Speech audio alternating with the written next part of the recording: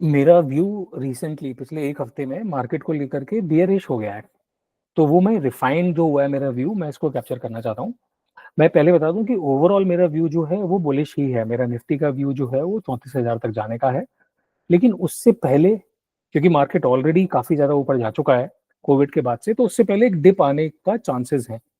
और मुझे actually technicals देख करके लग भी रहा था कि ये इनफैक्ट 18,500 तक का मैंने इसमें शेयर किया हुआ है कि बुलिश साइड में मेरे को 34,000, लेकिन उससे पहले डिप आ सकता है, करेक्शन आ सकता है और बड़ा करेक्शन आ सकता है जिसको क्रैश भी बोला जा सकता है।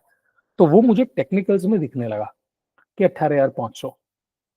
लेकिन मुझे उसका जस्टिफिकेशन नहीं समझ में आ रहा था कि यार इतना, मतलब 18,500 का मतलब है कि मार्केट ओवरऑल 30% क्रैश कर जाएगा।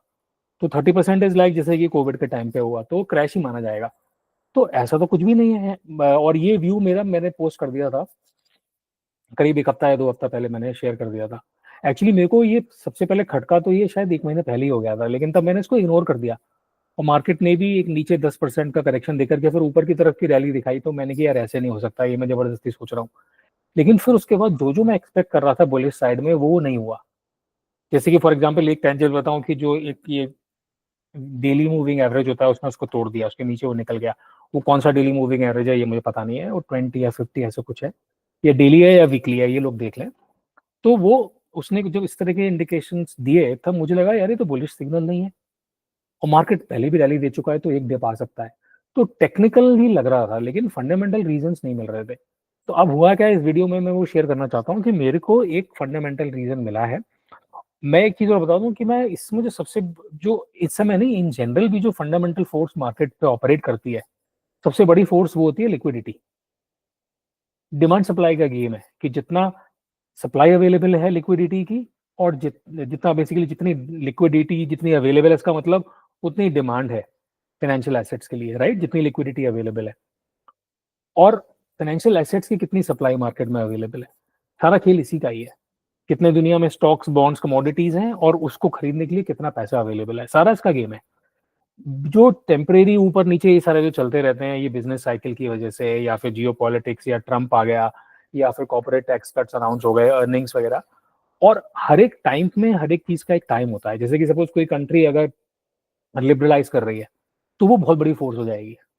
लेकिन इस समय मुझे लगता है कि ग्लोबली जो फोर्स ऑपरेट कर रही है सबसे बड़ी, वो जियो पॉलिटिक्स से भी बड़ी, ट्रम्प से भी बड़ी जो फोर्स ऑपरेट कर रही है वो कर रही है लिक्विडिटी की। क्योंकि जब पैसा होता है ना मार्केट में, तो फिर ये सारी चीजें साइड हो जाती हैं, क्योंकि वो पैसा कहीं ना कहीं तो जगह, जैसे वाटर अपना लेवल ढूंढता है, एक्सेस लिक्विडिटी होगी तो वो अपनी जगह ढूंढेगी ना कहीं से डिप्लॉय होना है, क्योंकि उन लोगों को रिटर्न चाहिए, यील्ड चाहिए। तो ये सबसे बड़ा एक पॉइंट है जिसपे मैं फर्स्ट प्रिंसिपल जिसपे मैं लेके चलता हूँ। मैं एक और चीज इसमें बता दूं कि मैं जो वीडियोस बनाता हूँ, मैं वीडियोस वगैरह में डेटा वगैरह और ऐसे बहुत ज्यादा पैकेज करके नहीं बनाता हूँ। उसका क्या रीजन है, बाकी सारे लोग तो बड़े पैकेज करके बनाते हैं, मैं पैकेज करके नहीं बनाता क्योंकि मेरे दो वैल्यूज हैं जो मैं प्रमोट करना चाहता हूँ। पहली वैल्यू है इंडिपेंडेंट थिंकिंग और दूसरी वैल्यू है फर्स्ट प्रिंसिपल्स। तो मैं चाहता हूँ जो भी ऑडियंस है जो सुन रही है वो खुद से अपनी थिंकिंग लगाए और मैं फर्स्ट प्रिंसिपल आइडेंटिफाई कर दूं और उसके बेसिस पे कुछ कुछ एक व्यू दे दूं। और जैसे मैं खुद सीख रहा हूँ, मैं तो कोई ऐसा, मुझे तो अब रिसेंटली पिछले 3-2 सालों से इंटरेस्ट आना चालू हुआ है इकोनॉमिक्स में, क्योंकि मेरी एजुकेशन है masters in economics from Delhi school of economics. लेकिन वो सब बड़ी थियोरेटिकल हुआ करती थी, उसका हमें एप्लीकेशन नहीं पता हुआ करता था, वो बहुत ही बेकार एजुकेशन थी वो। ऑल्दो वो इंडिया में बेस्ट है, एशिया में भी बेस्ट हो सकती है, लेकिन वो है थियोरेटिकल। जो एकेडमिकली जो बेस्ट है और जो प्रैक्टिकली जो रेलेवेंट है, बहुत जमीन आसमान का अंतर है। ये रीजन है कि रघुराम राजन ने तो कोई इकोनॉमिक्स की पढ़ाई नहीं करी ना, उन्होंने तो आईआईएम से करी, क्योंकि प्रैक्टिकल पढ़ाई आईआईएम में थोड़ी ज्यादा होती होगी, दिल्ली स्कूल ऑफ इकोनॉमिक्स जैसी जगहों में कम होती है। और अल्टीमेट तो मार्केट में होती है, किसी भी स्कूल में प्रैक्टिकल पढ़ाई नहीं मिलेगी जितने की आपको मार्केट में और खुद से। तो मेरा जो दो वैल्यूज हैं, एक तो है इंडिपेंडेंट थिंकिंग, तो जो भी सुन रहा है वो खुद से अपना व्यू बनाए, मैं थोड़ा सा आइडिया दे सकता हूँ। जैसे मैंने भी जो व्यूज बनाए हैं तो पूरी तरह से ओरिजिनल नहीं है ना। I am also trying to stand on the shoulders of great people like Ray Dalio का long term debt cycle, Lyn Alden ने जो फ्रेमवर्क बनाए हैं, बाकी लोगों ने कितने सारे फ्रेमवर्क्स और कितने यूट्यूबर्स हैं। तो मैं उसको उसके ऊपर अपना वैल्यूएट कर रहा हूँ अपने मन में। तो यही मैं चाहता हूँ कि जो भी सुने उसको एक स्टार्ट मिल जाए, उसको पका पकाया नहीं मिले, उसको स्टार्ट मिल जाए, उसके बेसिस पे वो अपना खुद से व्यू बनाए। तो इंडिपेंडेंट थिंकिंग और दूसरा ये आइडेंटिफाई करना है कि कौन सा फर्स्ट प्रिंसिपल अप्लाई कर रहा है। तो जो मैंने बताया कि इस समय जो फर्स्ट प्रिंसिपल अप्लाई कर रहा है मार्केट्स में वो है लिक्विडिटी। अब से कुछ साल पहले तक हम मान सकते थे कि टेक्नोलॉजी, एआई वो भी अप्लाई करता है क्योंकि उससे प्रोडक्टिविटी बढ़ती है। टेक से प्रोडक्टिविटी बढ़ी, राइट? एआई से प्रोडक्टिविटी, बिजनेस मॉडल्स आए। लेकिन इससे भी बड़ी फोर्स जो होती जा रही है वो लिक्विडिटी, क्योंकि लिक्विडिटी अमेजिंगली इंक्रीज हो गई है। लॉन्ग टर्म डेट साइकिल के हम ऑलमोस्ट पीक पे पहुंच गए हैं, तो बहुत ओवर लेवरेज्ड है ग्लोबल इकोनॉमी। इसीलिए मुझे लगता है कि आने वाले 10 सालों में मैक्रो इकोनॉमिक्स बहुत इंपॉर्टेंट होने वाली है। बट उसको हटा दें तो लिक्विडिटी बहुत इंपॉर्टेंट होने वाली है स्टॉक मार्केट्स के लिए। बाकी सारी चीजें इंपॉर्टेंट होंगी लेकिन उतनी इंपॉर्टेंट नहीं है। तो उसी से लेकर के मैं वापस आता हूँ अपने टॉपिक पे। तो मेरा जो व्यू था वो बुलिश था और अभी भी है 34,000 का। लेकिन मैं बता रहा था जैसे कि टेक्निकली मुझे लग रहा था कि 18,500 तक का डिप आ सकता है, या हो सकता है 21,500 तक का डिप आ जाए, उसके बाद फिर देखेंगे। तो वो व्यू का मुझे फंडामेंटल रीजन क्या मिला? मुझे एक्चुअली अपने ही लॉजिक में एक गलती समझ में आई पहले, जो मैं, या फिर ऐसे समझेंगे कि जो मैं समझ नहीं पा रहा था। वो मेरे को क्या लगता था, मेरा लॉजिक में सिंपल चल रहा था कि जैसे यूएस गवर्नमेंट लगभग 2 ट्रिलियन डेफिसिट आएगा उसको हर साल का, तो वो बोरो करती रहेगी मार्केट से। तो वो बोरो करती रहेगी तो उस एडिशनल डेट से मनी सप्लाई बढ़ेगी, इन्फ्लेशन बढ़ेगा। इन्फ्लेशन बढ़ेगा तो सारी चीजें ऊपर भागेंगी, जिसमें कि मैं बोल रहा था कि स्टॉक्स, रियल एस्टेट, गोल्ड, सारे एसेट्स भी ऊपर भागेंगे। लेकिन अब यहाँ पर एक कैच है। जब ये बोरोइंग वाली जो मनी सप्लाई बढ़ती है, तो गवर्नमेंट जब बोरोइंग करती है डेफिसिट फाइनेंसिंग करने के लिए, तो उसका जो इम्पैक्ट होता है, उसमें जो फिजिकल स्पेंडिंग करती है, उसका इम्पैक्ट कंज्यूमर इन्फ्लेशन पे तो होता है, लेकिन एसेट इन्फ्लेशन पे हम एकदम से नहीं बोल सकते। और इनफैक्ट जो मुझे अभी समझ में आया, कुछ कुछ यूट्यूबर्स का मैं नाम ले देता हूँ, इंद्रनील गुहा करके है, कायम बैंगलोर का, मुझे काफी अच्छा लगा। तो उससे मुझे समझ में आया कि एक्चुअली गवर्नमेंट जब बोरोइंग करेगी, वो ट्रेजरीज इशू करेगी, राइट? बिल्स या बॉन्ड्स इशूज करेगी या नोट्स, जो भी है, 2 ट्रिलियन के डेफिसिट को पूरा करने के लिए। तो इन अ वे वो लिक्विडिटी सकआउट कर लेगी मार्केट से, क्योंकि बैंक खरीदेंगे। तो 2 ट्रिलियन की बैंक जो पैसा स्टॉक मार्केट में लगाते या कहीं और लगाते, वो गवर्नमेंट बॉन्ड्स में लगा देंगे। तो उतनी लिक्विडिटी और अब्जॉर्ब हो जाएगी, सकआउट हो जाएगी मार्केट से। तो गवर्नमेंट बोरोइंग एक्चुअली एसेट्स के लिए तो नेगेटिव है, कंज्यूमर इन्फ्लेशन के लिए वो पॉजिटिव है, क्योंकि वो पैसा इकोनॉमी में ज्यादा नोट छपेंगे, तो कंज्यूमर इन्फ्लेशन के लिए वो पॉजिटिव है। तो मुझे एक चीज समझ में आई कि एसेट्स का लिंक नहीं है, एसेट्स ऊपर जाए ये कोई जरूरी नहीं है। अब एक और चीज मुझे समझ में आई कि एक्चुअली क्वांटिटेटिव टाइटनिंग को मैं पहले इंपॉर्टेंस नहीं दे रहा था, जो जुलाई 2022 से फेड ने अनाउंस कर दी थी क्वांटिटेटिव टाइटनिंग, क्योंकि बहुत बढ़ गई थी बैलेंस शीट, 9 ट्रिलियन तक हो गई थी, अभी 7.5 ट्रिलियन कुछ होगी। तो इस डॉट को मैं पहले इंपॉर्टेंस नहीं दे रहा था, लेकिन अब मैंने इंपॉर्टेंस दी, क्योंकि मैंने पुराना वाला कुछ ट्रेंड्स देखे कि कोविड के क्रैश से पहले भी क्वांटिटेटिव टाइटनिंग चालू कर दी थी सरकार ने 2017 में, 2-3 साल तक करी थी। तो जब क्वांटिटेटिव टाइटनिंग, बेसिक एक्चुअली समझे फंडामेंटल फोर्स जो मैंने क्या बताया कि लिक्विडिटी होती है, तो जब क्वांटिटेटिव ईजिंग चालू हो जाती है तो लिक्विडिटी बढ़ना चालू हो जाती है। तो मार्केट्स जो स्मार्ट ऑपरेटर्स है उनको सिग्नल मिल जाता है कि अब लिक्विडिटी पंप इन होगी, तो वो अक्यूमुलेट करना चालू कर देते हैं और मार्केट भागते हैं। जब क्वांटिटेटिव टाइटनिंग का सिग्नल मिलता है फेड से, तो धीरे धीरे मार्केट में डिस्ट्रीब्यूशन चालू हो जाता है, क्योंकि बहुत सिग्निफिकेंट टाइटनिंग हो सकती है। 9 ट्रिलियन से अभी हम 7.5 पे आ गए, हो सकता है हम 6 पे पहुंच जाएं, 5 पे पहुंच जाएं। तो सोचो 1 ट्रिलियन, 1.5 ट्रिलियन हट रहा है इकोनॉमी से, तो वो बहुत सिग्निफिकेंट है एसेट प्राइसेस के लिए।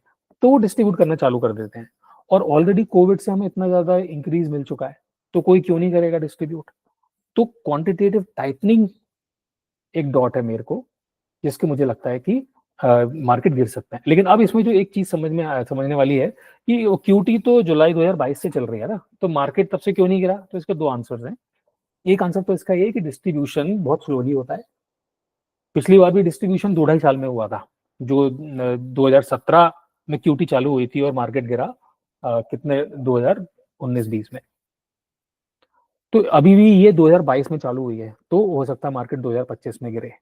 एक चीज ये, दूसरी चीज समझने की ये है क्यूटी में कि फेड क्यूटी तो कर रहा था एक तरह से अपनी बैलेंस शीट को पैसिवली रिड्यूस करके, अपने जो भी डेट तो उसको पैसिव रोल ऑफ कर रहा था सिक्योरिटीज का, जो उसने बायबैक की थी बैंक से। लेकिन इसके साथ साथ जो रिवर्स रीपो फैसिलिटी थी वो ड्रेन आउट हो रही थी। तो नेट नेट जो लिक्विडिटी का मेजर मुझे समझ में आया, वो फेड की बैलेंस शीट नहीं होती है, वो होता है नेट रिजर्व्स। नेट रिजर्व्स का फॉर्मूला होता है फेड की बैलेंस शीट, फेड सिक्योरिटीज जो फेड के पास हैं, माइनस रिवर्स रिपो फैसिलिटी में जो बैलेंस है minus treasury general account TDA। ये जो है नेट रिजर्व जो बनते हैं, जो इस समय 6-6.5 ट्रिलियन होंगे, इसका डायरेक्ट कोरिलेशन है स्टॉक मार्केट से। ये ट्रैक करने की जरूरत है। ये मुझे समझ में आया अगेन मैट किंग और कुछ और लोगों से मुझे समझ में आया, मेरा अपना नहीं है कुछ ये। तो अब हुआ क्या है कि जुलाई 2022 से हम कहने को तो फेड अपनी बैलेंस शीट तो रिड्यूस कर रहा है, लेकिन साथ साथ में RRP भी रिड्यूस हो रहा है। तो नेट नेट जैसे मैंने बताया था कि नेट रिजर्व ज्यादा वहीं के वहीं है, ज्यादा रिड्यूस नहीं हुआ है, क्योंकि फेड सिक्योरिटीज भी रिड्यूस हुई और RRP भी रिड्यूस हुआ। RRP 2 ट्रिलियन से 200 बिलियन पे आ गया है, 1.8 ट्रिलियन रिड्यूस हो गया है, और लगभग इतनी ऐसे थोड़ी ज्यादा फेड बैलेंस शीट रिड्यूस हुई है। तो इसमें क्या हो रहा है कि नेट रिजर्व वहीं बने हुए हैं, साइडवेज ही चल रहे हैं। लेकिन अब मुझे लग रहा है कि पिछले साल से मुझे लग रहा है कि नेट रिजर्व जो है वो अपना पीक बना चुके हैं और वो डिक्लाइन करने वाले हैं। तो QT का असली असर अब देखने को मिलेगा, क्योंकि अब रिजर्व रिपो में बैलेंस ही नहीं बचा ड्रॉ डाउन करने के लिए। तो अब QT जो फेड अगर करता रहेगा तो उसका देखने को मिलेगा। तो अब इसलिए मैं बियरिश हूं मार्केट में, क्योंकि लिक्विडिटी विड्रॉ हो रही है। और QT का जो अमाउंट कुछ बताया गया था वो करीब 95 या 100 बिलियन बताया गया था, जो सकआउट कर रहा है फेड हर महीने। और जो बोरोइंग करेगा, मैंने बताया कि उसका इन्फ्लेशन पे इम्पैक्ट होगा, उससे और लिक्विडिटी सकआउट होगी। जो गवर्नमेंट बोरोइंग करेगा, सपोज वो अगर 150 बिलियन करता है या क्योंकि उसे 2 ट्रिलियन लेना है, तो उससे और लिक्विडिटी सकआउट होगी। तो लिक्विडिटी सकआउट होने के चांसेस ज्यादा है।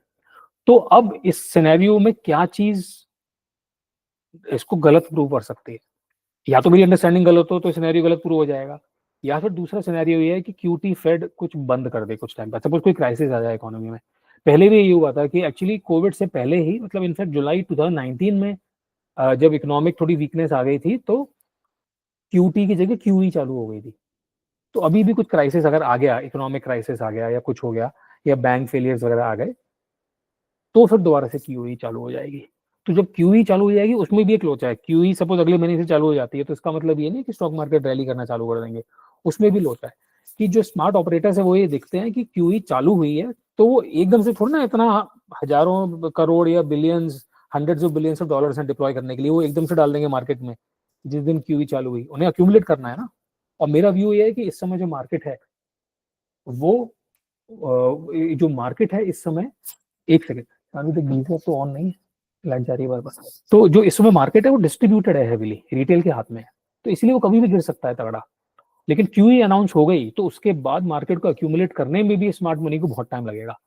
तो वो धीरे धीरे मार्केट को अक्यूमुलेट, और इनफैक्ट कई बार मैंने देखा है कि QE जब अनाउंस होती है तो उसके बाद वो मार्केट को क्रैश भी, बट ये बहुत कॉम्प्लिकेटेड हो जाएगा लोगों के लिए, और मेरा अपना ये व्यू है, पता नहीं सही है या गलत है, बट वो मार्केट को न्यूज फ्लो क्रिएट करके तोड़ते हैं जब QE अनाउंस होती है। तो जैसे जुलाई 2019 में QE अनाउंस हुई थी और फिर कोविड का क्राइसिस उसके बाद में आया था। तो न्यूज फ्लो अभी हम देख रहे हैं, चाइनीज वायरस और ये सब, कोई भी न्यूज फ्लो क्रिएट किया जा सकता है जिससे कि पहले मार्केट को तोड़ा जाए। और दूसरा एक रीजन ही होता है मार्केट टूटने का कि QE अनाउंस ही तब होती है जब ऑलरेडी इकोनॉमी वीक हो रही होती है, मार्केट्स टूट रहे होते हैं, इकोनॉमी वीक हो रही होती है, तो और वो मिल जाता है स्मार्ट मनी को, मार्केट को और तोड़ने का बहाना। और फिर जब मार्केट खूब टूट जाता है, क्रैश टाइप का हो जाता है, तब अक्यूमुलेशन चालू होता है, क्योंकि उन्हें मालूम है कि अब और QE होगी और बहुत रैपिड QE होगी। तो ये मुझे समझ में आया, मैंने इसमें एक्सप्लेन किया कि मेरा व्यू कैसे रिफाइन हुआ है पिछले कुछ महीनों में। Thank you.